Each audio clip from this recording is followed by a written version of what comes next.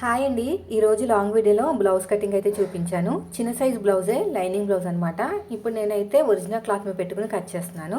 One side మాత్రమే border వచ్చేసింది. ఈ బార్డర్ని మనము హ్యాండ్స్ కింద తీసుకోవాలన్నమాట.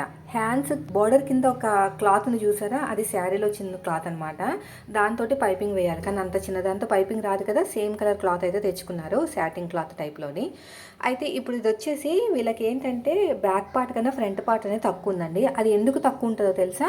ఫ్రంట్ పార్ట్లో చెస్ట్ అనేది తక్కువ ఉన్న వాళ్ళకి అలా ఉంటుంది అనమాట. ఫర్ ఎగ్జాంపుల్ కొంచెం హైట్ ఉన్న వాళ్ళు ఉన్నారనుకోండి, ఒక 5 feet 5 inches, సో బాగా సన్నగా ఉన్నారు, వాళ్ళకి చెస్ట్ లేదు. అలాంటప్పుడు ఏముంటుంది, వాళ్ళకి హైట్ ఉంటుంది బ్లౌజ్, కానీ ఫ్రంట్ పార్ట్ హైట్ అనేది తక్కువ ఉంటుంది.